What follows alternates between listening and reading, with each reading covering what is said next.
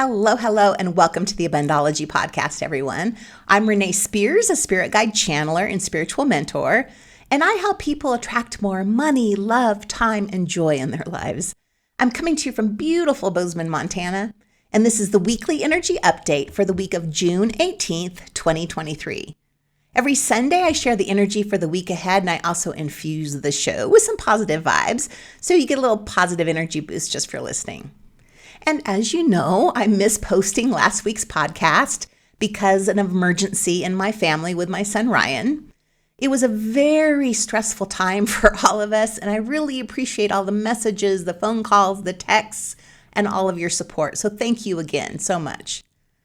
Now, this is a reminder that no matter how much you meditate, how positive you are, or how many sun salutations you do, life happens to everyone.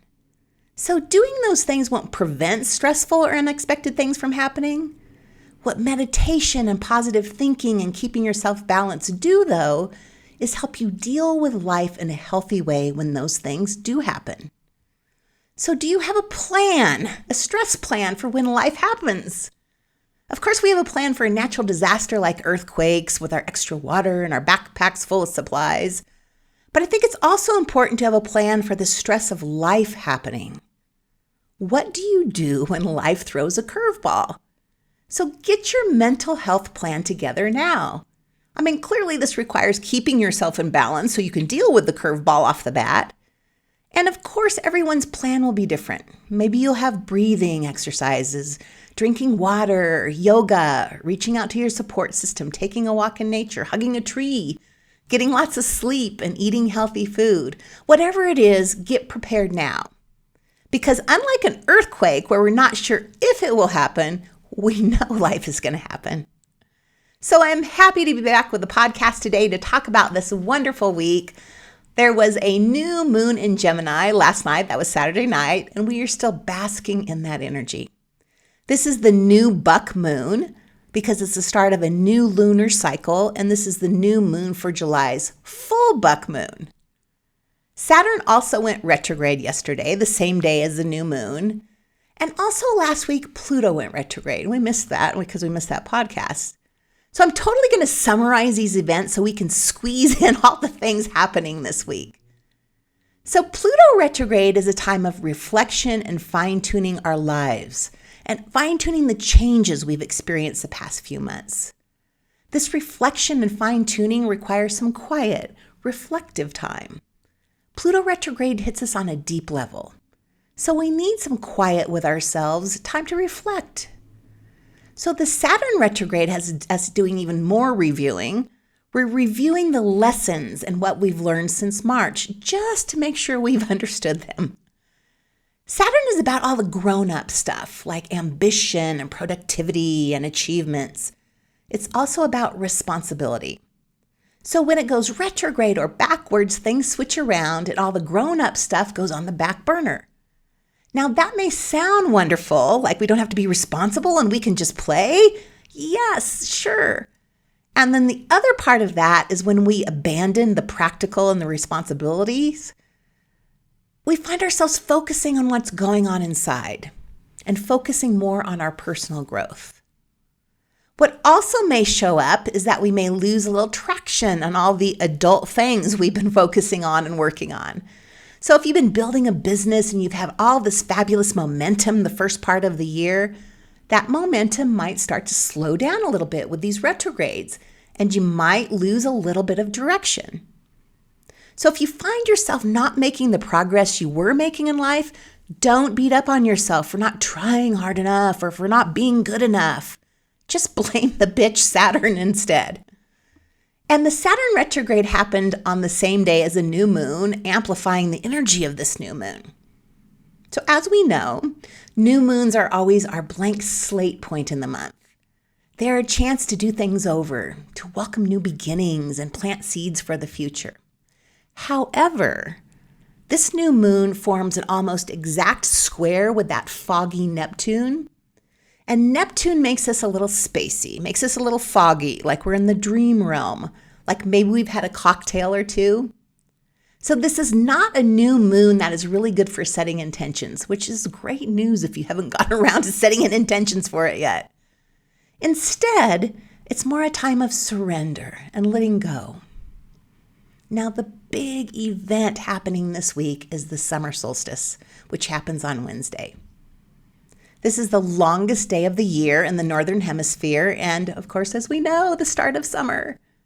So the Summer Solstice has been celebrated and observed for centuries, with festivals and rituals and gatherings of all kinds. Ancient civilizations even built structures like Stonehenge and Machu Picchu, which align with the solstice. So for thousands of years, the solstice has been a big effing deal. And it's a time of renewal, of growth and abundance. It's the peak of the growing season for plants and crops and for humans. So many of the solstice rituals focus on celebrating the abundance of nature.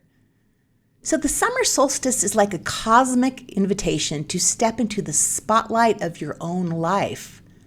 It's a moment when the universe supports your personal growth and your transformation.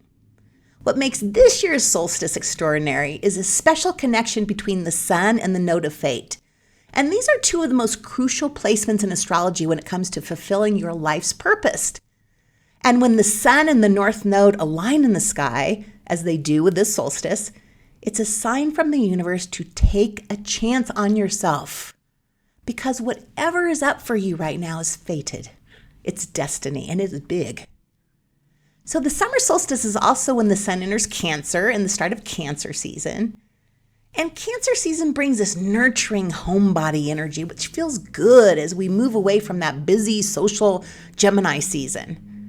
It's all about heart and home, and the perfect time to mother yourself and others. This is cosmic mama energy.